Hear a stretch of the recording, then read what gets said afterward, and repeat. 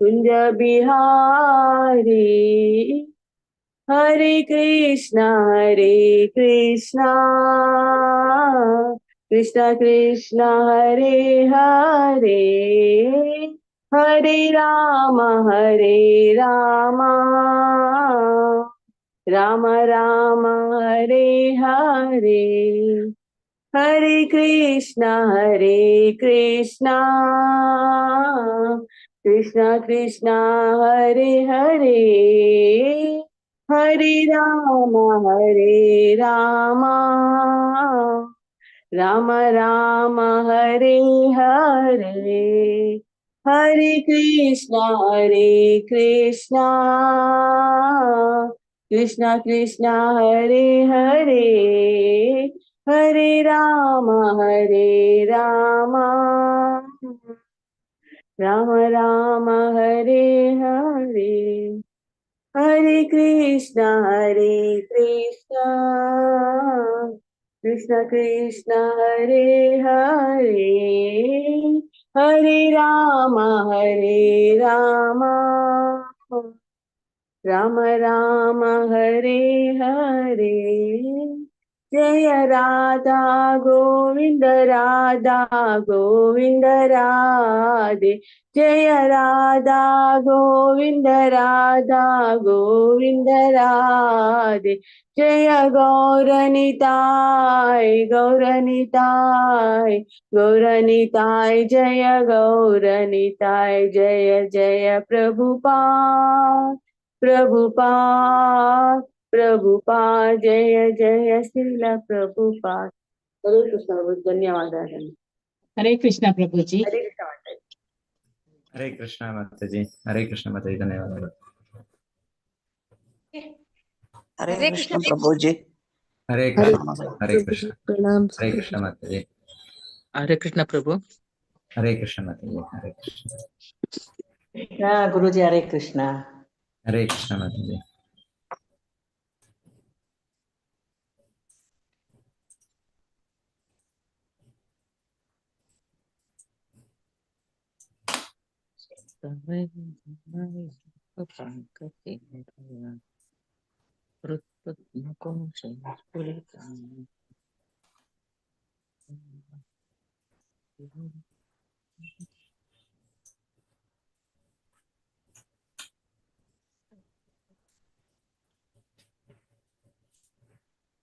ओम नमो भगवते वासुदेवाय। ओम नमो भगवते वासुदेवाय। ओम नमो भगवते वासुदेवाय। ओम नमो भगवते वासुदेवाय। ओम नमो भगवते वासुदेवाय। ओम नमो ओम नमो भगवते भगवते वासुदेवाय। वासुदेवाय। नारायणं नमस्कृत्य नारायणं नारायणं नमस्कृत्य नमस्कृत्य नरं चैव नरोत्तमं नरं नरं चैव चैव नरोत्तमं नरोत्तमं देवीं सरस्वतीं व्यासं देवीं सरस्वती सरस्वतीं ततो जयमुदीरयेत्। ततो ततो जयमुदीरये। जयमुदीरयेत्। नष्टप्रायेषु अभद्रेषु नष्टप्रायेषु नष्टप्रायेषु अभद्रेषु अभद्रेषु नित्यं भागवत सेवया नित्यं नित्यं भागवत भागवत सेवया। सेवया भगवती उत्तमा श्लोके भगवती भगवती उत्तमा उत्तमश्लोके भक्तिर्भवती नैष्टिकी। भक्तिर्भवति नैष्टिकी। ಶ್ರೀಮದ್ ಭಾಗವತ ಸ್ಕಂದ 4 ಅಧ್ಯಾಯ 9 ಶ್ಲೋಕ 2.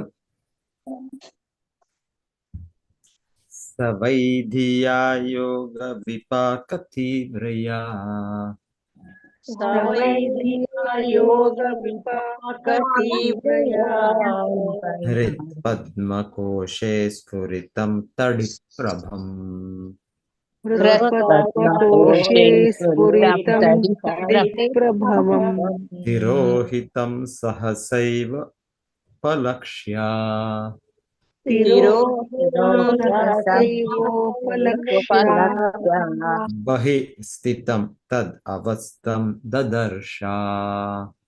बहिस्थितं तदवस्थं तदवस्थं ददर्श ददर्श स वै धिया योगविपाकतीव्रया सवैद्या योगविपाकतीव्रया हृत्पद्मकोशे स्फुरितं तडित्प्रभम् हृत्पद्मकोशे स्फुरितं स्फुरितं तत्प्रभम् तिरोहितं सहसैवोपलक्ष्य तिरोहितं सहसैवोपलक्ष्य बहिः स्थितं तद् अवस्थं ददर्श बहिः स्थितं तत् अवस्थं ददर्श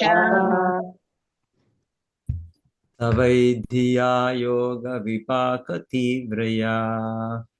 सावैदीययोगविपाकतीव्रया हृत्पद्मकोशे स्फुरितं तडित्प्रभम् हृत्पद्मकोशे स्फुरितं तडित्प्रभम् तिरोहितं सहसैवोपलक्ष्य तिरोहितं सहसैव उपलक्ष्य बहिः स्थितं तदवस्थं ददर्श बहिः स्थितं तत् अवस्थं ददर्श ಶ್ಲೋಕ ಓದಿ ಯಾರು ಓದ್ತೀರಾ हरे ಎಲ್ಲರೂ कृष्ण गुरुजी सवैदिया योग विपाक तीव्रया हृत्पद्मकोशे स्फुरितं तडित प्रभं तिरोहितं सहसैवोपलक्ष्य बहिस्थितं तदवस्थं ददर्श हरे कृष्ण हरे कृष्ण प्रभु जी अवैधीय योग विपाक तीव्रया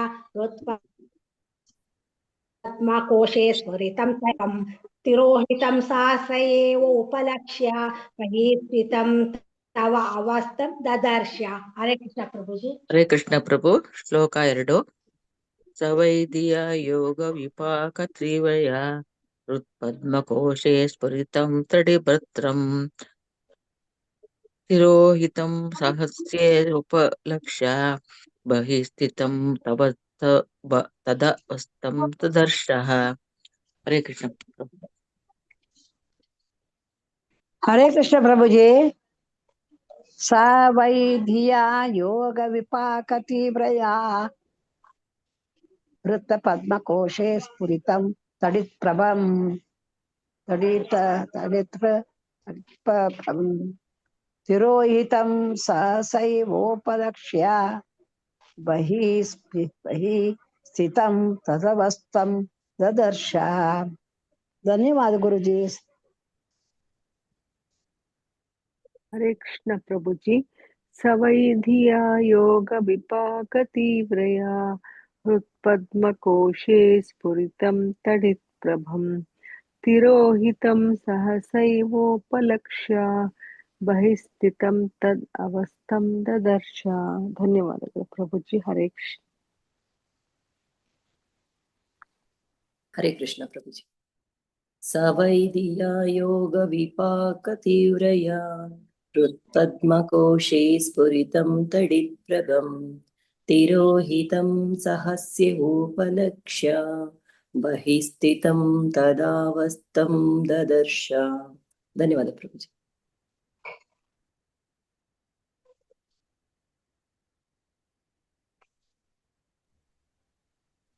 ಸಹ ಧ್ರುವ ಮಹಾರಾಜನು ಧ್ರುವ ಮಹಾರಾಜನು ವೈ ವೈ ಕೂಡ ಕೂಡ ಧಿಯಾ ಧಿಯಾ ಚಿಂತನದಿಂದ ಯೋಗ ವಿಪಾಕ ತೀವ್ರಯಾ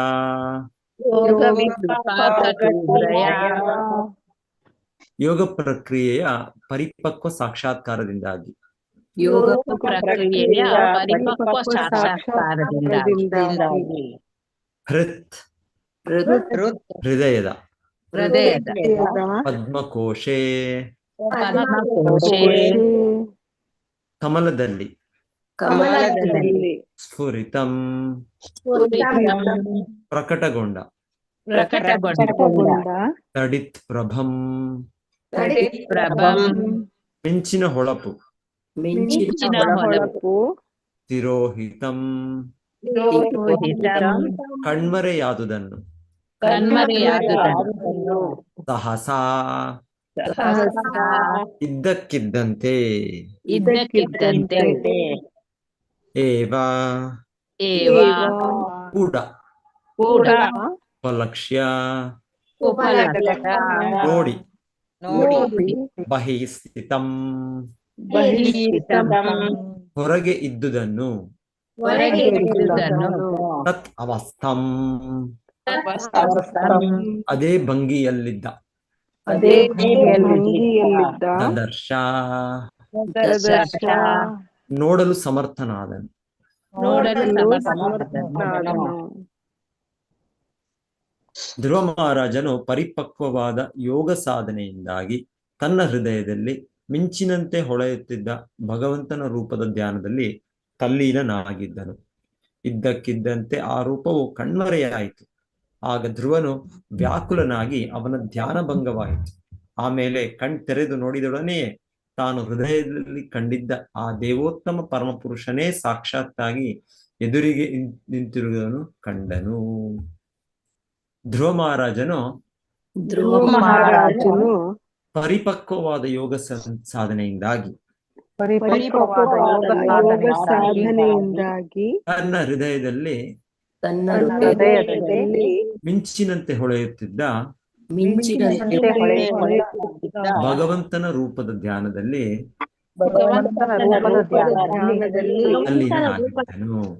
ತಲ್ಲೀನನಾಗಿದ್ದನು. ಇದ್ದಕ್ಕಿದ್ದಂತೆ ಆ ರೂಪವು ಕಣ್ಮರೆಯಾಯಿತು. ಆಗ ಧ್ರುವನು ವ್ಯಾಕುಲನಾಗಿ ಅವನ ಧ್ಯಾನ ಭಂಗವಾಯಿತು. ಆಮೇಲೆ ಕಣ್ತೆರೆದು ನೋಡಿದೊಡನೆಯೇ ತಾನು ಹೃದಯದಲ್ಲಿ ಕಂಡಿದ್ದ ಆ ದೇವೋತ್ತಮ ಪರಮಪುರುಷನೇ ಸಾಕ್ಷಾತ್ತಾಗಿ ಎದುರಿಗೆ ನಿಂತಿರುವುದನ್ನು ಕಂಡನು.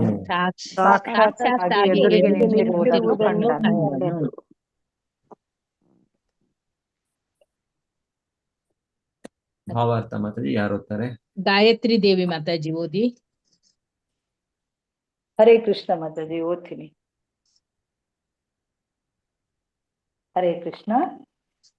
ಭಾವಾರ್ಥ: ಧ್ಯಾನ ಯೋಗದಲ್ಲಿ ಪಕ್ವಸ್ಥಿತಿಯನ್ನು ತಲುಪಿದ್ದರಿಂದ ಧ್ರುವ ಮಹಾರಾಜನು ತನ್ನ ಹೃದಯದೊಳಗೆ ದೇವೋತ್ತಮ ಪರಮಪುರುಷನ ರೂಪವನ್ನು ಸತತವಾಗಿ ಕಾಣುತ್ತಿದ್ದನು.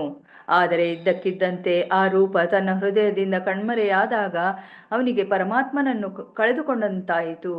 ಆಗ ಧ್ರುವ ಮಹಾರಾಜನು ವ್ಯಾಕುಲನಾದನು. ಆದರೆ ಧ್ಯಾನ ಭಂಗವಾಗಿ ಕಣ್ತೆರೆದು ನೋಡಿದಾಗ ತನ್ನೆದುರಿಗೆ ಅದೇ ಭಗವಂತನ ರೂಪ ಕಂಡಿತು. ಬ್ರಹ್ಮ ಸಂಹಿತೆಯಲ್ಲಿ 5.38 ಪ್ರೇಮಾಂಜನ ಚುರಿತ ಭಕ್ತಿ ವಿಲೋಚನೇನ ಎಂದು ಹೇಳಿದೆ. ಭಕ್ತಿ ಸೇವೆಯನ್ನು ಮಾಡುತ್ತಾ ಭಗವತ್ ಪ್ರೇಮವನ್ನು ಬೆಳೆಸಿಕೊಂಡ ಸಾಧು ಸಂತರ ವ್ಯಕ್ತಿಯು ಸದಾ ಶ್ಯಾಮಸುಂದರನ ದಿವ್ಯ ರೂಪವನ್ನು ನೋಡುತ್ತಾನೆ. ಭಕ್ತನ ಹೃದಯದೊಳಗಿನ ಭಗವಂತನ ಈ ಶ್ಯಾಮಸುಂದರ ರೂಪ ಕಾಲ್ಪನಿಕವಲ್ಲ.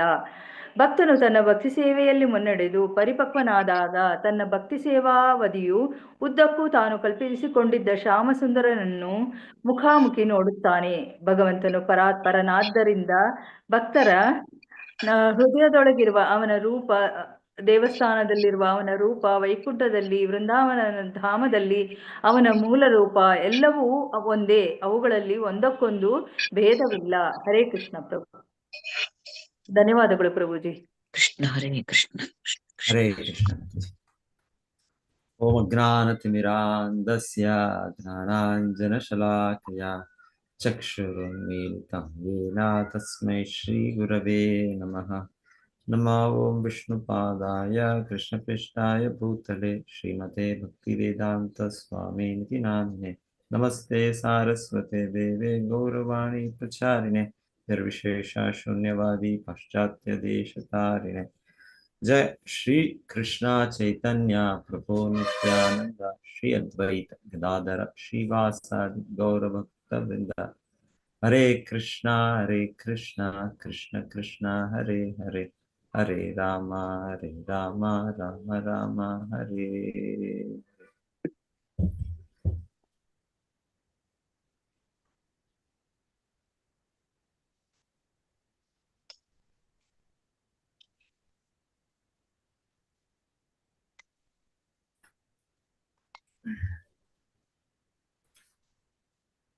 ಸೊ ಈಗ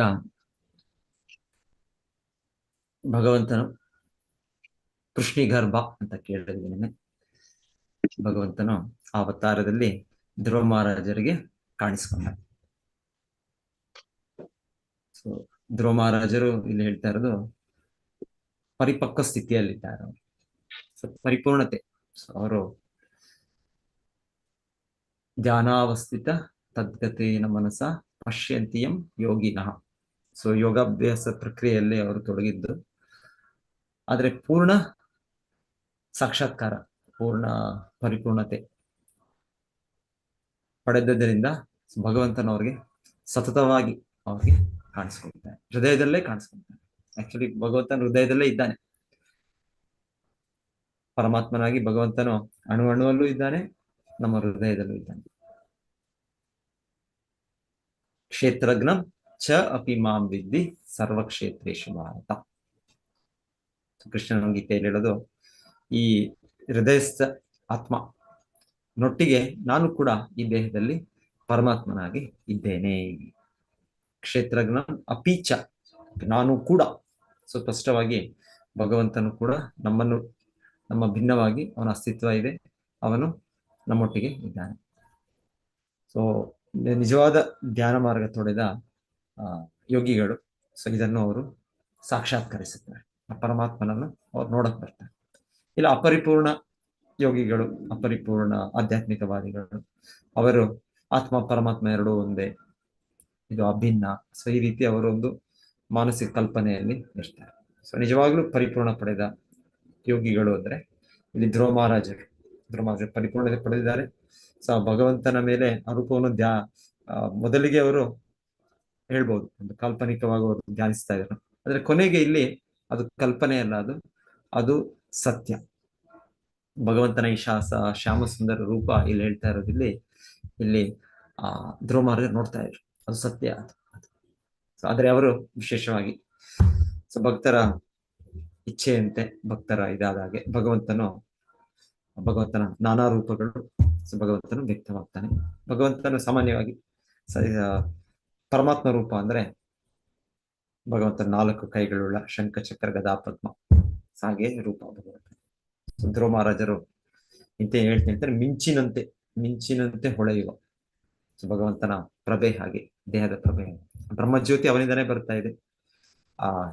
ಸೂರ್ಯ ಕಿರಣಗಳ ಕಾರಣ ಇದ್ದಾಗೆ ಈ ಬ್ರಹ್ಮಜ್ಯೋತಿಯಿಂದ ಮತ್ತೆ ಈ ಜಗತ್ತಿನೆಲ್ಲ ಬೆಳಕು ಬರೋದು.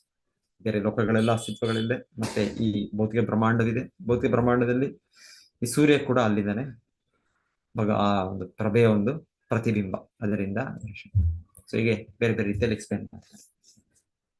ಸೊ ಅಷ್ಟು ಹೊಳಪಿನಂತೆ ಇರುವ ಭಗವಂತ ರೂಪವನ್ನು ಅವರು ಸದಾ ನೋಡ್ತಾ ಇದ್ರು, ಯಾಕಂದ್ರೆ ಅವರು ಪರಿಪಕ್ವ ಸ್ಥಿತಿಯನ್ನು ತಲುಪಿದ್ರು.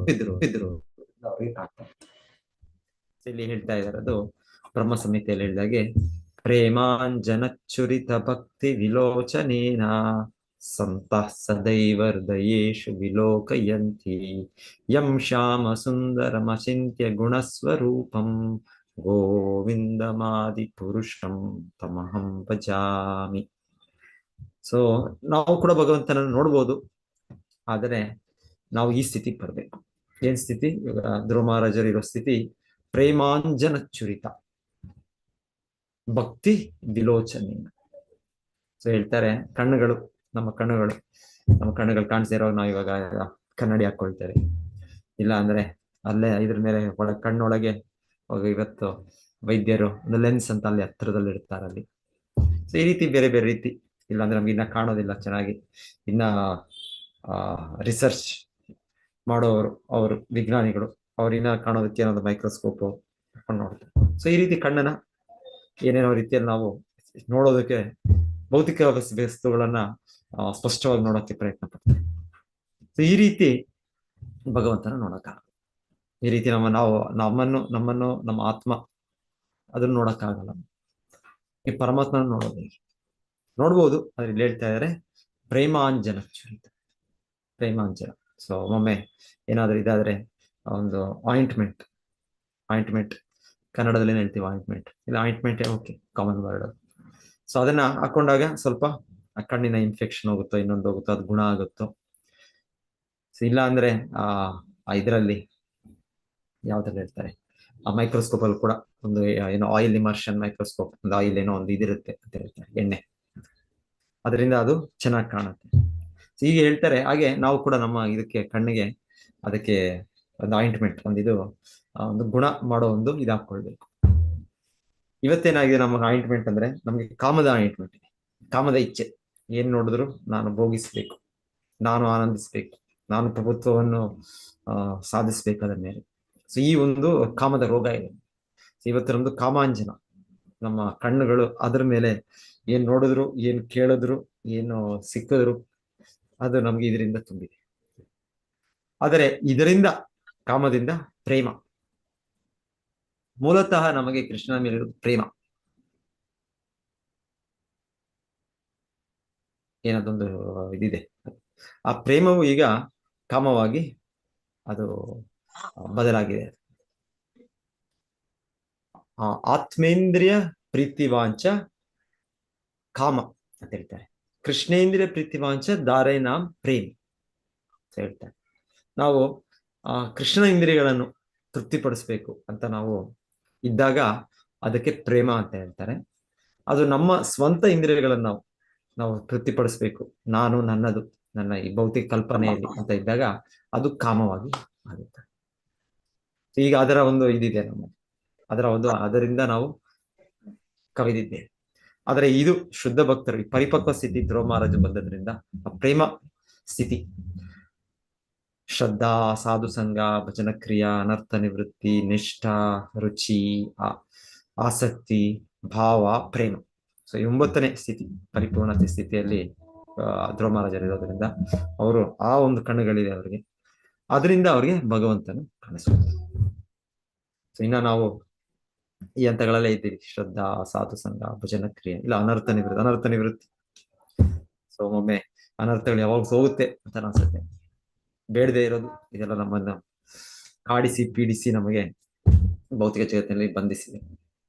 ಆದರೆ ಇದರಿಂದ ನಾವು ಭಕ್ತಿಯಲ್ಲಿ ಮುಂದುವರೆದು ಮತ್ತೆ ನಿಷ್ಠೆ, ರುಚಿ, ಆಸಕ್ತಿ, ಭಾವ ಮತ್ತೆ ಪ್ರೇಮ ಆ ಸ್ಥಿತಿಗೆ ಬಂದರೆ ಇಲ್ಲಿ ಹೇಳ್ತಾರೆ, ಇಲ್ಲಿ ಸದಾ ಪ್ರೇಮಾಂಜನ ಚುರಿತ ಭಕ್ತಿ ವಿಲೋಚನೆ, ಭಕ್ತಿಯ ಇದರಿಂದ ಕಾರ್ಯದಿಂದ ಸಂತಹ ಸದೈವ, ಸಂತರು, ಆ ಯೋಗಿಗಳು, ಆ ಶುದ್ಧ ಭಕ್ತರು ಸದೈವ ಅಂದ್ರೆ 24 ಗಂಟೆ, ಸಂತ ಸದೈವ ಹೃದಯೇಶು ವಿಲೋಕಯಂತಿ. ಸೊ ಅವರು ಭಗವಂತನನ್ನು ನೋಡ್ತಾರೆ. ಸಂತ ಸದೈವ ಹೃದಯೇಶು ವಿಲೋಕಯಂತಿ ಯಂ ಶ್ಯಾಮ ಸುಂದರಂ ಅಚಿಂತ್ಯ ಗುಣ ಸ್ವರೂಪ. ಸೊ ಅವರನ್ನು, ಭಗವಂತನನ್ನು, ಈ ಶ್ಯಾಮ ಸುಂದರ ರೂಪ, ಭಗವಂತನ ಅಷ್ಟು ಸುಂದರವಾದ ರೂಪ, ಭಗವಂತನ ಶ್ಯಾಮ ಮೇಘಶ್ಯಾಮ ಸುಂದರ. ಸೊ ಅದು ಕೃಷ್ಣನ ಮೂಲ ರೂಪ, ಅದು ಆ ದ್ವಿಭುಜ ಮುರಳೀಧರ, ಈ ನವಯವ್ವನ ಅಂತ ಕೇಳುತ್ತೀವಿ ನಾವು. ಸೊ ಆ ರೂಪದಲ್ಲಿ ಭಗವಂತನ ಸಾಧನೆ ನೋಡ್ಬೋದು, ಹೃದಯದಲ್ಲಿ ನೋಡ್ಬೋದು. ಶ್ಯಾಮ ಸುಂದರಂ ಅಚಿಂತ್ಯ ಗುಣಸ್ವರೂಪಂ ಗೋವಿಂದಂ ಆದಿ ಪುರುಷಂ ತಮಹಂ ಭಜಾಮಿ. ಸೊ ಧ್ರುವ ಮಹಾರಾಜರು ಅವ್ರ ಪರಿಪಕ್ವ ಸ್ಥಿತಿ ತಲುಪಿದ ಮೇಲೆ ಅವ್ರು ನೋಡ್ತಾ ಇದ್ರು ಹೃದಯದಲ್ಲಿ. ಮತ್ತೆ ಇಲ್ಲಿ ಹೇಳ್ತಾರೆ, ಸಡನ್ ಆಗಿ ಭಗವಂತನು ಅದೃಶ್ಯನಾದ. ಭಗವಂತನ ಅದೃಶ್ಯನಾದ್ಮೇಲೆ ಅವರು ಭಗವಂತನ ಕಳ್ಕೊಂಡೇನೋ ಅಂತ ಅವರೊಂದು ಗಾಬರಿ ಪಟ್ರು. ಹಾಗೆ ಅವ್ರ ಕಣ್ಣು ಮುಚ್ಚಿ ಅವರು ಧ್ಯಾನ ಮಾಡ್ತಾ ಇದ್ರು, ಇಲ್ಲ ಕಣ್ಣು ಅರ್ಧದಾಗಿ ತೆಗೆದು ಮಾಡ್ತಾ ಇದ್ರು. ಸೊ ನಂತರ ಅವ್ರು ದೊಡ್ಡದಾಗಿ ತೆಗೆದ್ಮೇಲೆ ಆ ಪರಮಾತ್ಮ, ಅವರ ಮನಸ್ಸು ಇಲ್ಲಿ ಇದ್ದದ್ದು, ಇಲ್ಲಿ ಪರಮಾತ್ಮ ನೋಡ್ತಾ ಇದ್ದು, ಕಣ್ಣೆ ಅವರು ದರ್ಶನ ಅವರಿಗೆ ಕಾಣಿಸ್ಕೊಂಡ್ರು. ಆಕ್ಚುಲಿ ಭಗವಂತನ ನಮಗಿಂತ ಭಗವಂತನ ಆತುರ ನಮ್ಮನ್ನ ನೋಡ್ಲಿಕ್ಕೆ, ನಮ್ಮನ್ನು ತನ್ನ ಆಶ್ರಯದಲ್ಲಿ ಇರಿಸ್ಕೊಳ್ಳಿಕ್ಕೆ. ಆದ್ರೆ ಇವತ್ತು ನಮ್ಗೆ ಇಚ್ಛೆ ಇಲ್ಲ, ನಮ್ಗೆ ಪ್ರಾಮಾಣಿಕ ಇಚ್ಛೆ ಇಲ್ಲ. ಹಾಗಾಗಿ ನಮಗೆ ನಮ್ಮದೇ ಒಂದು ದೋಷಗಳಿಂದ ಭಗವಂತನನ್ನು ನೋಡಕ್ಕಾಗ್ತಾ ಇಲ್ಲ. ಅದಕ್ಕೆ ಇಲ್ಲಿ ಹೇಳ್ತಾ ಇರೋದು ಪರಿಪಕ್ವ. ನಾರದರಿಗೂ ಕೂಡ ಕೃಷ್ಣನು ಅವರ ಸಾಧನೆಯಲ್ಲಿ ಒಮ್ಮೆ ಆಕಾಶವಾಣಿಯಾಗಿ ಬಂದು ಭಗವಂತನು ಹೇಳ್ತಾರೆ. ನಾರದರಿಗೂ ಕಾಣ್ತಾ ಇರ್ತಾರೆ ಅವ್ರ ಹೃದಯದಲ್ಲಿ ಭಗವಂತನು. ಕಾಣ್ತಾ ಅವ್ರಿಗೂ ದಿವ್ಯ ಆನಂದದಲ್ಲಿ ಇರ್ತಾರೆ ಅವರು. ನಂತರ ಭಗವಂತನು ಹೃದಯದಿಂದ ಅದೃಶ್ಯರಾಗ್ತಾರೆ. ಇಲ್ಲೂ ಕೂಡ ಧ್ರುವ ಮಹಾರಾಜು ಅದೃಶ್ಯರಾಗ್ತಾರೆ. ಆದ್ರೆ ಧ್ರುವ ಮಹಾರಾಜು ಅದೃಶ್ಯರಾದ್ಮೇಲೆ ಭಗವಂತನು ಕಾಣಿಸ್ಕೊಂಡ. ಯಾಕಂದ್ರೆ ಧ್ರುವ ಮಹಾರಾಜು ಆಗ್ಲೇ ಪರಿಪೂರ್ಣತೆಯಲ್ಲಿ ಇದ್ದಾರೆ. ಇಲ್ಲಿ ಪಕ್ವ ಅಂತ ಹೇಳ್ತಾ ಇದ್ದಾರೆ, ಪರಿಪಕ್ವ ಸ್ಥಿತಿಯಲ್ಲಿದ್ದಾರೆ. ಆದ್ರೆ ನಾರದ ಮುನಿಗಳು ಆಗ ಆ ಸಮಯದಲ್ಲಿ ಅವರು ಒಂದು ಬಾಲಕನಾಗಿದ್ದಾಗ, ಒಂದು ದಾಸಿಯ ಮಗನಾಗಿ ಅವರು ಆರಂಭದಲ್ಲಿದ್ದಾಗ ಅವ್ರಿನ್ನ ಪಕ್ವವಾಗಿರ್ಲಿಲ್ಲ. ಆಗ ಭಗವಂತನ ಹೇಳೋದು, ಭಗವಂತನ ಕಾಣಿಸ್ಕೊಳ್ಳಿಲ್ಲ. ಇವ್ರು ಮತ್ತೆ ಧ್ಯಾನಕ್ಕೆ ಕೂತ್ಕೊಳ್ತಾರೆ, ಮತ್ತೆ ನೋಡಕ್ ಪ್ರಯತ್ನ ಪಡ್ತಾರೆ. ನಾರದರಿಗೆ ಕಾಣಿಸೋದು. ಪುಟ್ಟ ಬಾಲಕ ನಾರದ ಏಕಾಂತವಾಗಿ ತೀವ್ರ ತಪಸ್ಸೆ, ಹೀಗೆ ಧ್ರುವ ಮಹಾರಾಜರು ಮಾಡೋ ರೀತಿಯಲ್ಲಿ ಅವರು ಕೂಡ ಮಾಡ್ತಾ ಇದ್ರು. ಆದ್ರೆ ಕಾಣಿಸ್ಲಿಲ್ಲ. ಅವಾಗ ಕೊನೆಗೆ ಭಗವಂತನು ಅವರ ಮೇಲೆ ಕರುಣಿಸಿ ಒಂದು ಆಕಾಶವಾಣಿಯಾಗಿ ಅವ್ರಿಗೆ ಉತ್ತರ. ಸೊ ನೀವು ಕುಯೋಗಿ ಅಪಕ್ವ, ನೀನು ಯೋಗಿ, ಪೂರ್ಣ ಯೋಗಿ, ಸುಯೋಗಿ. ಸೊ ಆ ರೀತಿ ಆಗಿಲ್ಲ ನೀನು ಕುಯೋಗಿ ಅಂದ್ರೆ ಇನ್ನ ಮುಂದೆ ಹೋಗ್ಬೇಕು, ಇನ್ನ ಅಭ್ಯಾಸ ಮಾಡ್ಬೇಕು. ಸೊ ಈ ರೀತಿ ಧ್ರುವ ಮಹಾರಾಜರು ಪರಿಪೂರ್ಣತೆ ಪಡೆದ್ರು, ಹಾಗೆ ಭಗವಂತನನ್ನ ಮಾಡಿದ್ರು. ಸೊ ಇಲ್ಲಿ ಶ್ರೀಲ ಪ್ರಭುಪಾದ ನಮ್ಗೆ ಭಾವಾರ್ಥದಲ್ಲಿ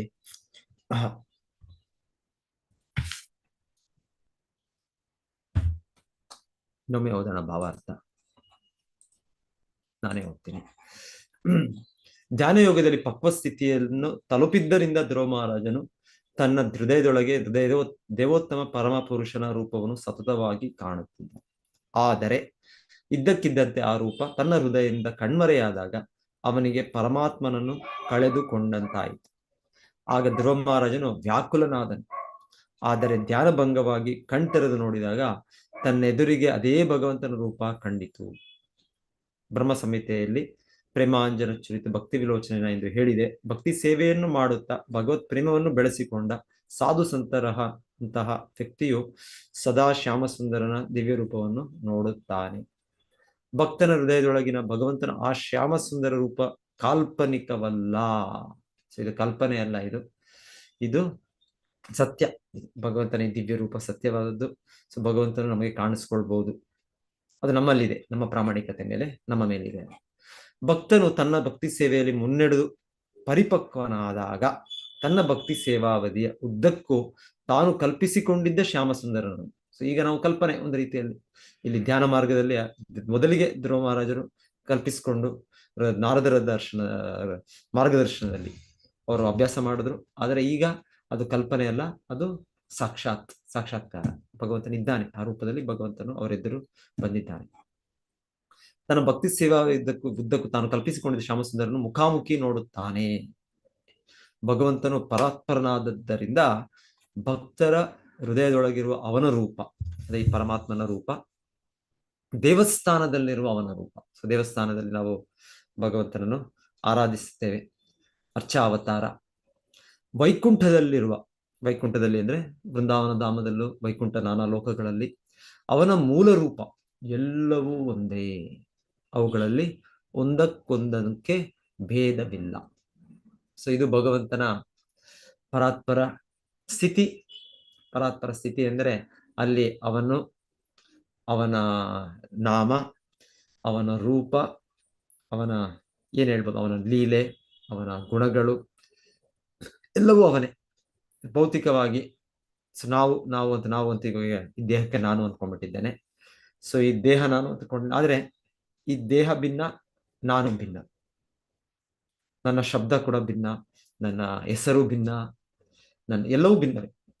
ಸೊ ನನಗೆ ಹುಟ್ಟಿದಾಗೆ ಒಂದು ನಾಮವನ್ನು ನನ್ನ ತಂದೆ ತಾಯಿಯರು ಕೊಟ್ಟಿರ್ಬೋದು. ಮತ್ತೆ ಸ್ವಲ್ಪ ಸಮಯದ ನಂತರ ನಾನು ಇನ್ನೊಂದು ನನ್ನ ಹೆಸರನ್ನು ಸ್ವೀಕರಿಸಬಹುದು, ನಾನು ಬದಲಿಸಬಹುದು ನನ್ನ ಹೆಸರನ್ನು. ಇಲ್ಲ ನನಗೆ ದೀಕ್ಷಾನಲ್ಲಿ ಇನ್ನೊಂದು ಹೆಸರು ಸಿಕ್ತು. ಸೊ ಹೀಗೆ ನಾನು ನನ್ನನ್ನು ಸೂಚನೆ ಮಾಡುವ ಒಂದು ಹೆಸರು ಬೇರೆ. ಅದೇ ಕೃಷ್ಣನಿಗೆ ಅವನ ಪರಾತ್ಪರನಾದ್ದರಿಂದ ಅವನು ಅವನ ನಾಮ ಅಭಿನ್ನತ್ವಾತ್ ನಾಮೋ ನಾಮಿನಃ. ಸೊ ನಾವು ಹರೇ ಕೃಷ್ಣ ಕೃಷ್ಣ ಕೃಷ್ಣ ಹರೇ ಹರೇ, ಹರೇ ರಾಮ ರಾಮ ರಾಮ ಹರೇ ಹರೇ ಅಂತ ಹೇಳಿದಾಗ ಅಲ್ಲಿ ಆಕ್ಚುಲಿ ಕೃಷ್ಣನಿದ್ದಾನೆ. ನಮಗೆ ನಾವೀಗ ಅಪಕ್ವರಾದ್ದರಿಂದ ನಮಗೆ ಅದರ ಅನುಭವ ಇಲ್ಲ.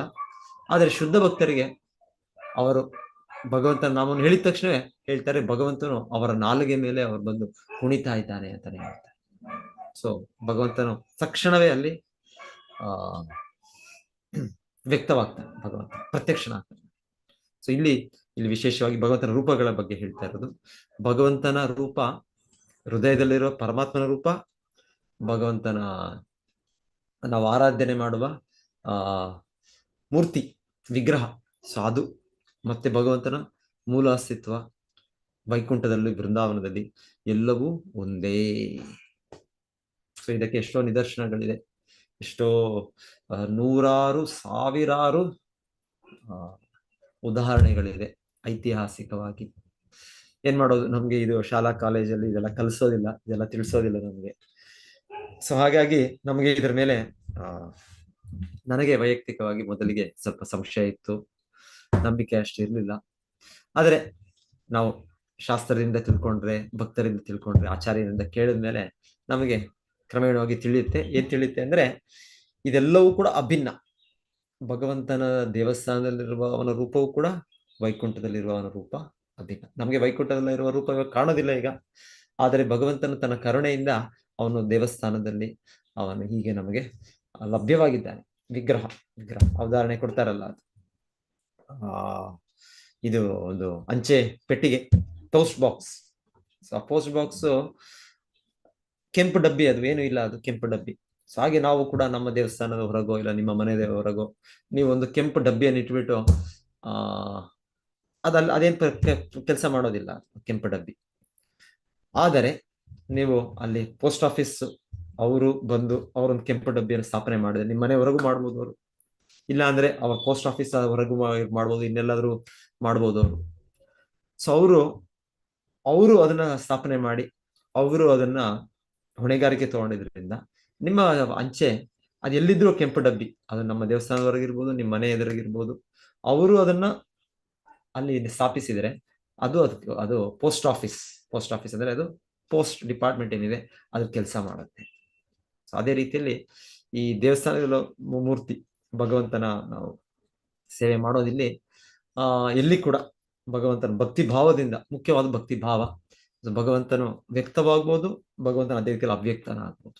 ಸೊ ಭಗವಂತನಿಗೆ ಶಕ್ತಿ ಇದೆ, ಎಷ್ಟಿದ್ರು ಈ ಭೌತಿಕ ಜಗತ್ತು ಅವನ ಪ್ರತ್ಯೇಕ ಭೌತಿಕ ಶಕ್ತಿಯೇ. ಭೂಮಿ ರಾಪೋ ಅನಲೋ ವಾಯು ಕಮ್ಮನೋ ಬುದ್ಧಿರೇವಚ ಅಹಂಕಾರ ಇತ್ಯಮ್ಮೆ ಭಿನ್ನಾಮೇ ಪ್ರಕೃತಿ ಅಷ್ಟಧ.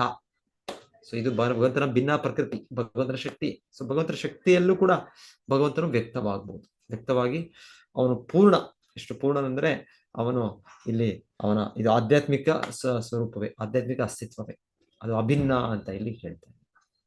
ಸೊ ಹೀಗೆ ಆದ್ರೆ ನಾವೇ ಒಂದು ಕಲ್ಪಿಸಿಕೊಂಡು ಭಗವಂತನ ರೂಪ ಹೀಗೆ, ಅದಕ್ಕೇನು ಬೆಲೆ ಇಲ್ಲ, ಅದೊಂದು ಬೊಂಬೆ, ಅದು ಐಡಾಲ್ ಅಂತ ಹೇಳ್ತೇವೆ. ಅದಕ್ಕೆ ಹೇಳೋದು ಶಿಲ ಪ್ರಭುಪಾದರು ಅದನ್ನ ಇದು ಮಾಡುವಾಗ ಐಡಾಲ್ ಮತ್ತೆ ಡೈಟಿ ಅಂದ್ರೆ ಅದು ಕೇವಲ ಒಂದು ಸಾಕ್ಷಾತ್ ಭಗವಂತನ ಸ್ವರೂಪ. ಭಗವಂತನು ತನ್ನ ಶಕ್ತಿಯಲ್ಲಿ ನಮಗೆ ನಮ್ಮ ಭಕ್ತಿಯನ್ನು ಸ್ವೀಕರಿಸೋದಕ್ಕೆ ಅವನು ಬಂದಿರುವ ಅವನ ಅಸ್ತಿತ್ವ. ಸೊ ಇಲ್ಲ ಬೇರೆ ಇದೆ, ಯಾರೋ ತಯಾರಿ ಮಾಡಿ ಇಲ್ಲ ಅದೇ. ಸೊ ಇವತ್ತು ಆಧುನಿಕ ಪ್ರಪಂಚದಲ್ಲಿ ಜನರು ಈ ರೀತಿ ಮೂರ್ತಿಗಳು ಪೂಜೆ ಮಾಡ್ತಾರೆ. ಅವರು ಇವತ್ತು ಈ ಸ್ವಾತಂತ್ರ್ಯ ದಿನಾಚರಣೆ ಇಲ್ಲಾಂದ್ರೆ ಇನ್ನೊಂದು ಅವ್ರದ್ದು ದಿನಾಚರಣೆ ಇರುತ್ತೆ. ಸೊ ಅವಾಗ ಅವರು ಯಾರೋ ಒಬ್ಬ ಭೌತಿಕ ವ್ಯಕ್ತಿ, ಅವರ ಒಬ್ಬರು ಫ್ರೀಡಮ್ ಫೈಟರ್ ಅಂತ ಹೇಳ್ಬೋದು, ಯಾರೋ ಸ್ವಾತಂತ್ರ್ಯಕ್ಕೆ ಹೋರಾಡಿದ ಒಬ್ಬ ವ್ಯಕ್ತಿ. ಸೊ ಇದನ್ನು ಸ್ಥಾಪನೆ ಮಾಡ್ತಾರೆ. ಅವರನ್ನು ಸ್ಥಾಪನೆ ಮಾಡಿ ಅವರು ಕೂಡ ಅವರು ಅವತ್ತು ಆ ದಿವಸ ಸ್ವಾತಂತ್ರ್ಯ ಆಚರಣೆ ದಿವಸನೋ ಅವರ ಹುಟ್ಟಿದ ದಿವಸನೋ ಇದಕ್ಕೆ ಅವರು ಮಾಡಿದ ಗೊಂಬೆ ಏನೋ ಒಂದು ಮೂರ್ತಿನೋ ಮಾಡಿದ್ದವರು ಅವರಿಗೆ ಆ ದಿವಸ ಹೋಗಿ ಹೇಳ್ತಾರೆ. ಅದು ವರ್ಷದಿಂದ ಇಡೀ ಅದಕ್ಕೆ ಲೆಕ್ಕ ಮಾಡೋದಿಲ್ಲ. ಶಿಲ ಪ್ರಭುಪಾದ ನೋಡಿದಾಗೆ ಅವ್ರು ಹೇಳ್ತಾರೆ, ಕಲ್ಕತ್ತಾದಲ್ಲಿ ಅವರ ಒಂದು ಅನುಭವದಲ್ಲಿ ಯಾರೋ ಒಬ್ಬರು ವ್ಯಕ್ತಿ ಹೇಳ್ತಾರೆ, ಯಾರೋ ಒಬ್ರು. ಸೊ ಅವ್ರದ್ದು ಇಡೀ ವರ್ಷ ಯಾರು ಏನು ಕೇರ್ ಮಾಡೋದಿಲ್ಲ ಅವರ ಮೂರ್ತಿನ, ಅದು ಬೊಂಬೆ, ಅದೆಲ್ಲೋ ಒಂದು ಇದೆ, ಅದೆಲ್ಲೋ ಮೇನ್ ರೋಡ್ ಅಲ್ಲೋ ಎಲ್ಲೋ ಒಂದು ಕಡೆ ಇದೆ. ಮತ್ತೆ ಅಲ್ಲಿ ಆ ದಿವಸ ಅವ್ರದ್ದು ಬಂತು, ಸ್ವಾತಂತ್ರ್ಯೋಚ್ಚಾರಣ ಬಂತೋ, ಇಲ್ಲಾಂದ್ರೆ ದಿನಾಚರಣೆ ಬಂತೋ, ಇಲ್ಲಾಂದ್ರೆ ಅವರ ಹುಟ್ಟಿದ ಹಬ್ಬ ಬಂತೋ.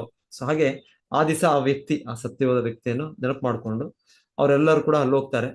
ಅವ್ರು ಹೋಗೋ ಮುಂಚೆ ಹಿಂದಿನ ದಿವಸನೋ ಬೆಳಿಗ್ಗೆ ದಿವಸನೋ ಯಾರು ಕಾರ್ಪೊರೇಷನ್ ಇವಾಗ ನಮ್ಮ ನಗರಗಳಲ್ಲಿ ಸ್ವಚ್ಛ ಮಾಡ್ತಾರೆ. ಸೊ ಅವ್ರು ಬಂದು ಅವ್ರ ಪರ್ಕೆ ಎಲ್ಲ ಬೀದಿಗಳು ತೊಳೆದಿರೋ ಕ್ಲೀನ್ ಮಾಡಿರೋ ಪರ್ಕೆ ಅದನ್ನ ತಗೊಂಡು ಅವರ ಮೂರ್ತಿಯ ಮೇಲೆ ಅದನ್ನ ಇದು ಮಾಡಿ ಆ ಧೂಳೆಲ್ಲ ತೆಗೆದು ಮತ್ತೆ ಇನ್ನೇನೋ ಅವ್ರು ಯಾವ್ದು ಬಟ್ಟೆ ಇರುತ್ತೇನೋ ಅದಲ್ಲೇನೋ ಒರೆಸಿ ಹೋಗ್ತಾರೆ. ಮತ್ತೆ ಇವರೆಲ್ಲ ಬರ್ತಾರೆ. ಅದೇ ಯಾರು ಆ ಒಂದು ಆ ಆ ಊರಿನ ಆ ಒಂದು ನಗರದ ಗಣ್ಯರು ಬಂದು ಅವರು ಒಂದು ಹೊಸ ಹಾರ ತಂದು ಒಂದು ಇನ್ನೊಂದು ಹಾಕಿ ಅವರೇನೋ ಅವ್ರಿಗೆ ಒಂದು ನೆನೆಸ್ಕೊಂಡು ಅವರೊಂದು ಗೌರವ ಕೊಡ್ತಾರೆ. ಇದು ಆಕ್ಚುಲಿ ಇದು ಬೆಲೆ ಇಲ್ಲ. ಈ ರೀತಿ ಮಾಡೋದು ಇದು ಇದು ಇವ್ರು ಇದನ್ನ ಹೇಳ್ತಾರೆ. ಇದು ನಾವು ಅವ್ರನ್ನ ನೆನೆಸ್ಕೊಳ್ತಾ ಇದ್ದೀವಿ, ಸ್ಮರಿಸ್ತಾ ಇದ್ದೇವೆ, ಅವರಿಂದ ಒಂದು ಇದೇನು ಪಡಿತೇವೆ. ಆದ್ರೆ ನಾವು ಭಗವಂತನನ್ನು ದೇವಸ್ಥಾನದಲ್ಲಿ ಆ ದೇವರ ಮೂರ್ತಿಯನ್ನು ಆಚಾರ್ಯರು ಸ್ಥಾಪನೆ ಮಾಡಿದ್ದು, ಶಾಸ್ತ್ರೋಕ್ತವಾಗಿ ಮಾಡಿದ್ದು, ಇದನ್ನ ಅವ್ರು ಹೇಳ್ತಾರೆ ಇದು ಕಲ್ಪನೆ, ಇದೆಲ್ಲ ಅವಶ್ಯಕತೆ ಇಲ್ಲ, ಇದು ಯಾಕೆ ಇದೆಲ್ಲ, ಇದು ಭಾವುಕರು ಮಾಡೋದು. ಸೊ ಇದು ಹೇಳೋದು, ಇದು ಭೌತಿಕ ದೃಷ್ಟಿಯಿಂದ ವ್ಯಕ್ತಿಗಳು ಹೀಗೆ ಅನ್ಕೊಳ್ತಾರೆ. ಇಲ್ಲ ಅಂದರೆ ಶಾಸ್ತ್ರದ ಪ್ರಕಾರ ಭಗವಂತನ ರೂಪಗಳು ಅದು ದೇವಸ್ಥಾನದಲ್ಲಿ ಸ್ಥಾಪನೆ ಆಗಿತ್ತು. ನಾವು ಕೂಡ ಮನೆಯಲ್ಲೂ ಕೂಡ ಅದನ್ನು ಆ ರೀತಿ ಭಕ್ತಿ ಭಾವದಿಂದ ಪೂಜಿಸಿದ್ರೆ ಭಗವಂತನು ಸ್ವಯಂ ವ್ಯಕ್ತವಾಗುವುದು. ಇದಕ್ಕೆ ಎಷ್ಟೋ ನೂರಾರು, ಸಾವಿರಾರು, ಲಕ್ಷಾಂತರ ಇದಿದೆ, ಆದ ಘಟನೆಗಳಿದೆ, ಉದಾಹರಣೆಗಳಿದೆ. ಸೊ ಎನಿವೆ, ಸೊ ಹೇಳ್ಬೋದು ಭಕ್ತರು ಯಾರ್ಯಾರು ಇದರ ಘಟನೆಗಳಿದೆ. ಇದು ಭಗವಂತನ ಮೂರ್ತಿ ರೂಪ ಮತ್ತು ಭಗವಂತನು ಬೇರೆ ಅಲ್ಲ. ಸೊ ಭಗವಂತನು ವ್ಯಕ್ತವಾಗ್ತಾನೆ. ಭಕ್ತನ ಒಂದು ಪರಿಪಕ್ವದ ಸ್ಥಿತಿಯ ಮೇಲೆ ಅವನು ವ್ಯಕ್ತವಾಗ್ತಾನೆ. ಭಗವಂತನು ಪರಿಪಕ್ವ ಇಲ್ತೇನೋ ಅವನು ವ್ಯಕ್ತವಾಗ್ಬೋದು, ಅದು ಅವನ ಇಚ್ಛೆ, ಅವನಾಗಿ ಬಿಟ್ಟದ್ದು. ಆದ್ರೆ ಸಾಮಾನ್ಯವಾಗಿ ಪರಿಪಕ್ವ ಸ್ಥಿತಿಯಲ್ಲಿ ಭಕ್ತರು ಈ ಮೂರ್ತಿ ರೂಪದಲ್ಲಿ ಭಗವಂತನು ಇರೋ ಅವನ ನಿಜವಾದ ಅಸ್ತಿತ್ವವನ್ನು ಗ್ರಹಿಸಬಹುದು. ಹರೇ ಕೃಷ್ಣ.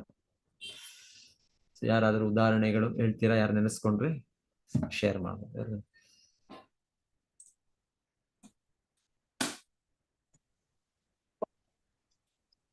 ಹರೇ ಕೃಷ್ಣ. ಸಾಕ್ಷಿ ಗೋಪಾಲ್ ನಾವು ಸಾಕ್ಷಿ ಹೇಳಕ್ಕೆ ಬಾ ಅಂತ ಹೇಳಿದಾಗ ನಾನು ಭಗವಂತ ನಡ್ಕೊಂಡು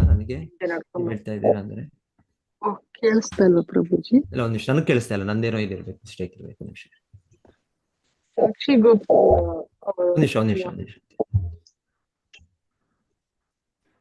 ಈಗ ಹೇಳಿ, ಮಾತಾಡಿ. ಯಾರು ನನಗೆ? ಹರೇ ಕೃಷ್ಣ ಪ್ರಭುಜಿ, ಕೇಳಿಸ್ತಿದ್ಯಾ ಪ್ರಭುಜಿ? ಸ್ವಲ್ಪ ವಾಲ್ಯೂಮ್ ಲೋ ಇದೆ, ಒಂದ್ ನಿಮಿಷ ಇರಿ. ಮಾತಾಜಿ ಹೇಳಿ. ಕೇಳಿಸ್ತಿದ್ಯಾ ಪ್ರಭುಜಿ? ಹೇಳಿ ಮಾತಾಜಿ. ಸಾಕ್ಷಿ ಗೋಪಾಲ್ ಅವರು ಸಾಕ್ಷಿ ಗೋಪಾಲ್ ಏನು ಸಾಕ್ಷಿ ಗೋಪಾಲ್ ಸ್ಟೋರಿ ಮಾತಾಜಿ ಬ್ರೀಫ್ ಆಗಿ ಹೇಳಿ.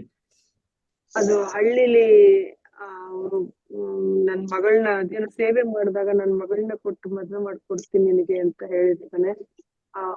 ಆಮೇಲೆ ಮನೆಗ್ ಬಂದಾಗ ಅವರು ಮನೆಯವರು ಯಾರು ಒಪ್ಕೋದಿಲ್ಲ. ನನಗೆ ಆ ಹುಡುಗ ದೇವ್ರ ಎದುರುಗಡೆ ನೀನ್ ಹೇಳಿದ್ಯಾ, ನೀನೇ ಸಾಕ್ಷಿ ಅಂತ ದೇವ್ರಿಗೆ ಹೇಳಿದಾಗ ವಾಪಸ್ಸು ನೀನು ಯಾವಾಗ ನಾನ್ ಮಾಡ್ಕೊಡೋದಿಲ್ಲ ಮದ್ವೆ ಅಂತ ಮನೆಯವರೆಲ್ಲ ಇದ್ ಮಾಡಿದ್ಮೇಲೆ ವಾಪಸ್ ಹೋಗಿ ಭಗವಂತನ್ ಕೇಳ್ತಾನೆ, ನೀ ಅವತ್ ಸಾಕ್ಷಿ, ನೀನೇ ಸಾಕ್ಷಿ, ಅದು ಅವ್ರು ಹಂಗೆ ಹೇಳಿದ್ದಕ್ಕೆ ನೀ ಬಂದ್ ಸಾಕ್ಷಿ ಹೇಳ್ಬೇಕು ಅಂದಾಗ ಭಗವಂತ ಅವ್ನ ಹಿಂದೆ ನಡ್ಕೊಂಡು ಬಂದು ಕೊನೆಗೆ ಆ ಒಂದ್ ಜಾಗದಲ್ಲಿ ಅದು ಗೆಜ್ಜೆ ಸೌಂಡ್ ಕೇಳಲ್ಲ, ಅವಾಗ ಹಿಂದೆ ತಿರುಗಿ ನೋಡಿದಾಗ ಅಲ್ಲಿ ನಿಂತ್ಕೊಂಡ್ಬಿಡ್ತಾರಂತೆ. ಸೊ ಅದು ಸಾಕ್ಷಿ ಗೋಪಾಲ್ ಇನ್ನು ಅಲ್ಲೇ ಇದೆಯಲ್ಲ ಪ್ರಭುಜಿ, ಅದು ಸಾಕ್ಷಿ ಗೋಪಾಲ್ ಎಲ್ಲಿ? ಇದು ಜಗನ್ನಾಥ್ಪುರಿಯಿಂದ ನಾವು ಜಗನ್ನಾಥ್ಪುರಿ ಯಾತ್ರೆಗೆ ಹೋದಾಗ ಅದರ ಮುಂಚೆ ರೈಲ್ವೆ ಸ್ಟೇಷನ್ ಸಾಕ್ಷಿ ಗೋಪಾಲ್ ಅಂತಾನೆ ರೈಲ್ವೆ ಸ್ಟೇಷನ್ ಹೆಸರೇ. ಸೊ ಅಲ್ಲಿ ಸಾಕ್ಷಿ ಗೋಪಾಲ್ ದೇವರು ಅಲ್ಲಿ ಈಗಲೂ ಇದ್ದಾರೆ. ಎಷ್ಟು ಉದ್ದ ಮೂರ್ತಿ, ಎಷ್ಟು ಅದು ಆಲ್ಮೋಸ್ಟ್ 6 ಅಡಿ ಇರ್ಬೇಕು ಅನ್ಸುತ್ತೆ ಆ ಮೂರ್ತಿ. ಸೊ ಮೂಲತಃ ಮಾತಾಜಿ ಹೇಳಿದಾಗೆ ಇದು ವೃಂದಾವನದಲ್ಲಿರೋ ಮೂರ್ತಿ. ಅಲ್ಲಿ ಅವರಿಬ್ಬರು ಭಕ್ತರು ಹೋಗಿರ್ತಾರೆ. ಅಲ್ಲಿ ಹೋಗಿ ಅವರಿಗೆ ಅವರು ವೃದ್ಧ ಭಕ್ತರು ಮಾತು ಕೊಟ್ಟಿರ್ತಾರೆ, ನಾನು ಈ ಒಂದು ಯುವಕ ಇವರಿಗೆ ನನ್ನ ಮಗಳನ್ನು ಮದುವೆ ಮಾಡ್ಕೊಡ್ತೀನಿ. ಯಾಕಂದ್ರೆ ತುಂಬಾ ಸೇವೆ ಮಾಡಿರ್ತಾರೆ ತೀರ್ಥ ಯಾತ್ರೆಗೆ ಹೋಗ್ಲಿಕ್ಕೆ ಅಲ್ಲೆಲ್ಲ. ಸೊ ಹಾಗೆ ಅವರು ಒಂದು ಕೃತಜ್ಞ ಭಾವದಿಂದ ಪ್ರಾಮಿಸ್ ಮಾಡಿರ್ತಾರೆ. ಸೊ ನಂತರ ಇವ್ರು ಯಾರು ಒಪ್ಪೋದಿಲ್ಲ, ಅವ್ರ ಮನೆಯವರು. ನಾವು ಸಾಹುಕಾರರು, ಸೊ ನಾವು ಆ ತರ ಅಷ್ಟು ಬಡವನ ಇದಕ್ಕೆ ಹೇಗೆ ನಾವು ಕೊಡೋದು ನನ್ನ ತಂಗಿಯನ್ನು, ನನ್ನ ಮಗಳನ್ನು ಅಂತ ಅವ್ರ ತಂದೆ, ಅಣ್ಣ ಮತ್ತೆ ಅವರ ತಾಯಿ. ಸೊ ನಂತರ ಯಾರು ಬಡ ಬ್ರಾಹ್ಮಣ ಅವರು ಇರ್ತಾರೆ, ಅವನು ಇಲ್ಲ, ಆ ವೃದ್ಧ ಬ್ರಾಹ್ಮಣನ ಮಾತನ್ನು ಉಳಿಸ್ಲಿಕ್ಕೆ ಅವರು ಹೇಳ್ತಾರೆ. ಅವ್ರು ಇಬ್ರು ಶುದ್ಧ ಭಕ್ತರು, ಆದ್ರೆ ಅವ್ರ ಕುಟುಂಬದವರು ಇಲ್ಲ. ಸೊ ಇವರು ವೃಂದಾವನಕ್ಕೆ ನೇರವಾಗಿ ಹೋಗಿ ವೃಂದಾವನದಲ್ಲಿ ಗೋಪಾಲನನ್ನು ಭೇಟಿ ಮಾಡಿ ಗೋಪಾಲನಿಗೆ ಮತ್ತೆ ಅವ್ರು ಕೇಳೋದು, ನೀನು ಸಾಕ್ಷಿ ಇದ್ದೆ ನೀನು, ಸೊ ನೀನ್ ಬರ್ಬೇಕು. ಸೊ ಹೇಳ್ತಾರೆ, ಭಗವಂತನ ಮೊದಲಿಗೆ ಹೇಳ್ತಾರೆ, ನಾನು ಯಾವತ್ತೂ ಈ ತರ ಬಂದಿಲ್ಲ, ನಾನು ಈ ತರ ಬರೋದಿಲ್ಲ ಅಲ್ಲ, ನಾನು ಒಂದು ಮೂರ್ತಿ, ನಾನು ಒಂದು ಈಗ ನಿಂತಿರ್ತೀನಿ, ನಾನು ನಾನು ಸ್ಥಳದಲ್ಲಿ ಅಚಲವಾಗಿದ್ದಿರೋದು ನಾನು. ಸೊ ಅವರೇ ಭಕ್ತರು ಹೇಳೋದು, ನೀನು ಈ ರೀತಿ ಮಾತಾಡ್ತೀಯ ಅಂದ್ರೆ ನೀನು ಕೂಡ ಚಲನೆ ಕೂಡ ಮಾಡ್ಬೋದು. ಸೊ ಭಗವಂತನು ಮಾತಾಡಬಹುದು, ಭಗವಂತನ ನಡ್ಕೊಂಡು ಬರ್ಬೋದು. ಸೊ ಮಾತಾಜಿ ಹೇಳಿದಾಗೆ ಹಾಗೆ ಭಗವಂತನು ವೃಂದಾವನದಿಂದ ಇಲ್ಲಿ ಒರಿಸ್ಸಾ, ಇಲ್ಲಿ ಜಗನ್ನಾಥ್ಪುರಿ ಹತ್ರ ಮೊದಲಿಗೆ ಕಟಕ್ಕೆಲ್ಲ ಬರ್ತಾರೆ ಅನ್ಸುತ್ತೆ, ವಿದ್ಯಾನಗರ್. ಸೊ ಅಲ್ಲಿಗೆ ಬಂದು ಅವ್ರ ಇತಿಹಾಸನೇ ಇದೆ, ಚರಿತ್ರೆ ಇದೆ. ಧನ್ಯವಾದಗಳು. ಸೊ ಸಾಕ್ಷಿ ಗೋಪಾಲ್. ಸೊ ಭಗವಂತನು ಅವನ ಮೂರ್ತಿ, ಅವನು ಬೇರೆ ಅಲ್ಲ. ಇನ್ಫ್ಯಾಕ್ಟ್ ಅಲ್ಲಿ ಪ್ರಾರ್ಥನೆಯಲ್ಲಿ ಹೇಳ್ತಾರೆ ಆ ಭಕ್ತನು, ಹೋದಾಗ ಪ್ರಾರ್ಥನೆ ಮಾಡೋದೇ, ನೀನು ನಂದ ಮಹಾರಾಜನ ಪುತ್ರ ಅಂತ ಪೂಜೆ ಅವ್ರು ಹೇಳೋದು, ಪ್ರಾರ್ಥನೆ ಹಾಗೆ ಆರಂಭಿಸ್ತಾರೆ. ಅಂದ್ರೆ ಭಕ್ತನಾದವ್ರಿಗೆ ಭಗವಂತನ ಹಾಗೆ ಕಾಣ್ತಾನೆ, ನಮ್ಗೆ ಹೇಗೆ ಕಾಣ್ತಾನೆ, ನಮ್ಗೆ ಒಂದು ಮೂರ್ತಿಯಾಗಿ ಕಾಣ್ತಾನೆ ಭಗವಂತನ. ಒಂದು ಅಯ್ಯೋ ಇದು ಒಂದು ಕಪ್ಪು ಶಿಲೆಯಲ್ಲಿ ಮಾಡಿದ್ದಾರೋ, ಇಲ್ಲ ಅಂದ್ರೆ ಒಂದು ಬಿಳಿ ಇದ್ರಲ್ಲಿ ಮಾಡಿದ್ದಾರೋ, ಒಂದು ಲೋಹದಲ್ಲಿ ಮಾಡಿ, ಆ ರೀತಿಯಲ್ಲಿ ನಮಗ್ ಕಾಣುತ್ತೆ ನಮ್ಗೆ ಈ ಭಗವಂತನು ಅಂತ. ಆದ್ರೆ ಅವ್ರಿಗೆ ಅದಲ್ಲ. ಈ ಕೃಷ್ಣ ಇಲ್ಲಿ ಯಾರಿದ್ದಾರೆ, ಇವರು ಯಶೋದೆ ಅವರ ಮಗ, ಇಲ್ಲ ನಂದ ಮಹಾರಾಜನ ಮಗ ಅಂತ ಆ ರೀತಿ ಇವರು ಹಾಗೆ ಅವ್ರಿಗೆ ಹಾಗೆ ಕಾಣುತ್ತೆ, ಅವ್ರಿಗೆ ಸಾಕ್ಷಾತ್ಕಾರ ಅವ್ರಿಗೆ ಭಕ್ತರಿಗೆ. ಓಕೆ, ಇನ್ಯಾರಾದ್ರೂ ನೆನಪು ಮಾಡ್ಕೊಳ್ತೀರಾ? ಈ ರೀತಿ ಅಭಿನ್ನ ಭಗವಂತನ ದೇವತಾ ಮೂರ್ತಿ ಮತ್ತೆ ದೇವಸ್ಥಾನ ಆರಾಧಿಸುವ ಮೂರ್ತಿ ಮತ್ತೆ ಭಗವಂತನ ಮೂಲ ರೂಪ ಅಭಿನ್ನ. ಸನಾತನ ಗೋಸ್ವಾಮಿ ಅವರಿಗೆ ಇವರು ಬಂದು ರೊಟ್ಟಿ ತಿಂದು ಹೋಗ್ತಿದ್ದ ಅಂತೆಲ್ಲ ಪ್ರಭುಜಿ. ರೊಟ್ಟಿ ಅಲ್ಲ, ಮಾತಾಡ್ತಾರೆ. ಅವರು ಆರಾಧನೆ ಮಾಡಿದ ಮೂರ್ತಿ ಮದನ ಮೋಹನ.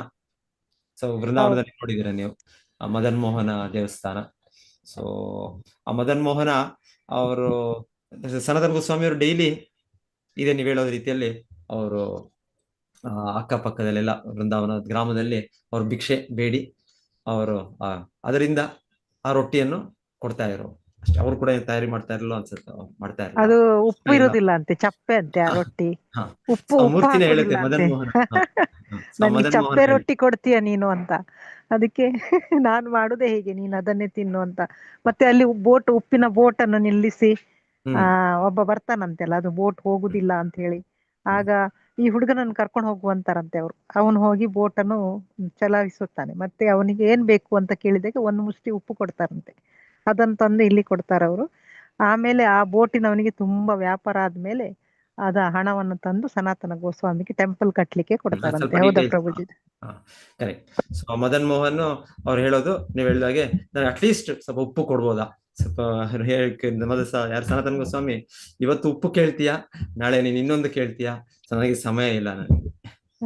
ಸೊ ಆಕ್ಚುಲಿ ನನಗೆ ಚೈತನ್ಯ ಅವರು ತುಂಬಾ ದೊಡ್ಡ ಇದು ಕೊಟ್ಟಿದ್ದಾರೆ. ಸೊ ಅದ್ರಲ್ಲಿ ನಾನು ಬ್ಯುಸಿ, ಆ ಬ್ಯುಸಿ ಇದ್ರಲ್ಲಿ ನಿನಗೆ ನೋಡ್ಕೊಳಕ. ಸೊ ಹಾಗೆ ಆದ್ರೂ ಭಗವಂತರ ತೊಂದರೆ ಇಲ್ಲ, ಆಯ್ತು ಅಂತ ಭಗವಂತ ಅಂದ್ರೆ ಅಷ್ಟು ಒಂದು ಆ ಮೂರ್ತಿ ಅದೇ ಮದನ್ ಮೋಹನ ಮತ್ತೆ ಸನಾತನ ಸ್ವಾಮಿ ಇರುವ ಬಾಂಧವ್ಯ. ಸೊ ನಂತರ ನೀವು ಹೇಳಿದಾಗೆ ಅದೊಂದು ಸನ್ನಿವೇಶ ಬರುತ್ತೆ. ಆಗ ವ್ಯಾಪಾರಿ ಅವ್ರ ಕಷ್ಟದಲ್ಲಿರ್ತಾರೆ, ಅವರು ಆ ಯಮುನಾ ನದಿ ಅದೇ ಅವರು ಬೋಟ್ ಸಿಕ್ಕಿಬಿದ್ದು ಅದನ್ನ ಮುಳುಗ್ಬೇಕು ಅನ್ಸುತ್ತೆ, ಆ ರೀತಿ ಏನೋ ಆಗೇನೋ ಇರುತ್ತೆ. ಆಗಿರುವಾಗ ಅವರು ಈ ಮದನ್ ಮೋಹನ್ಗೆ ಪ್ರಾರ್ಥನೆ ಮಾಡಿ ಅಂತ ಹೇಳ್ತಾರೆ. ಪ್ರಾರ್ಥನೆ ಮಾಡಿ ಮತ್ತೆ ಅವ್ರ ವ್ಯಾಪಾರ ಮಾಡಿ ಮತ್ತೆ ಬಂದು ಅವ್ರು ದೊಡ್ಡ ದೇವಸ್ಥಾನ ಕಟ್ಕೊಡ್ತಾರೆ. ಆಮೇಲೆ ಈಗ ಮದನ್ ಮೋಹನ ಸೇವೆ ನಡೀತಾ ಇದೆ ತುಂಬಾ ವಿಜೃಂಭಣೆಯಿಂದ. ಎಷ್ಟೋ 100 ವರ್ಷ ಅದೇ ಸೇವೆ ಅಂದ್ರೆ ನಡೀತಾ ಇರ್ತದೆ. ಧನ್ಯವಾದಗಳು.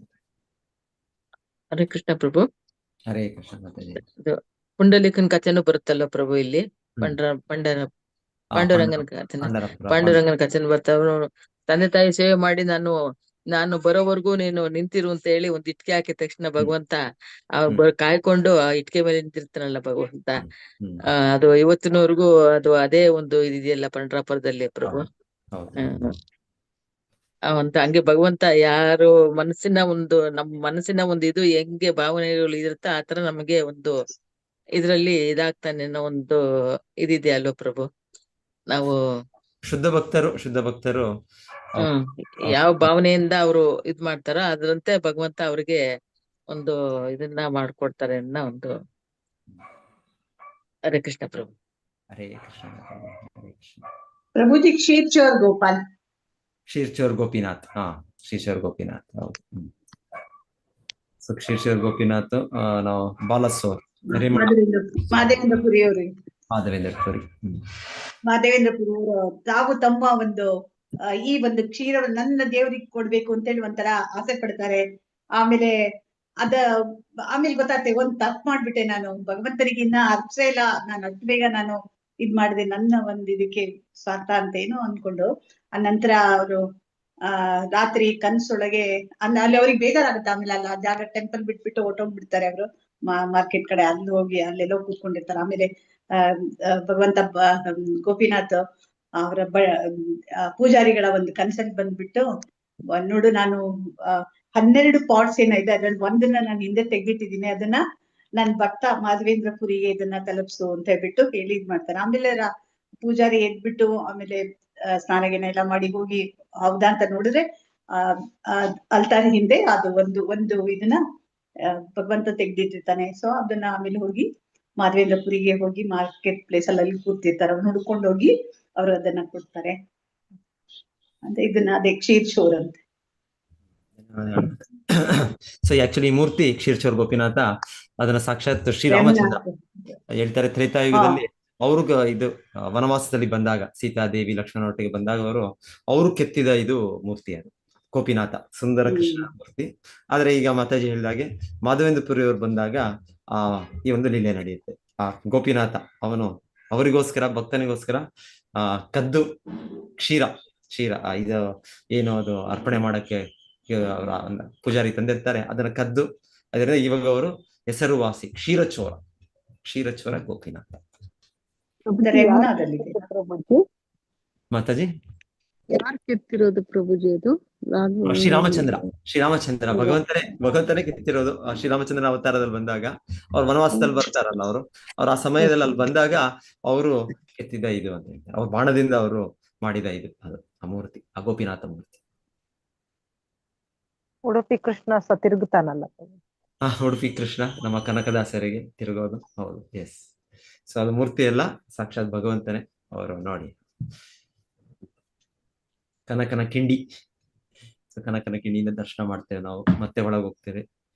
ಸೊ ಕನಕದಾಸರ ಅವರ ಶುದ್ಧ ಭಕ್ತಿಯಿಂದ ಭಗವಂತನೇ ಸಂಪೂರ್ಣ 180 ಡಿಗ್ರಿ. ಸೊ ಈ ಕಡೆಯಿಂದ ಉಲ್ಟಾ ಭಗವಂತ ತಿರುಗಿದ್ದ.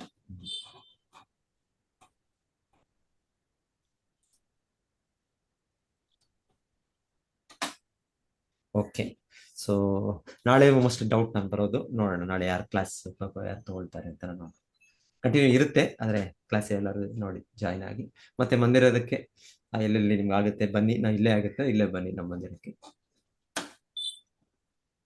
ಹರೇ ಕೃಷ್ಣ ಪ್ರಭುಜಿ. ಹರೇ ಕೃಷ್ಣ ಮಾತಾಜಿ, ಹರೇ ಕೃಷ್ಣ. ಹರೇ ಕೃಷ್ಣ ಪ್ರಭುಜಿ, ಧನ್ಯವಾದ.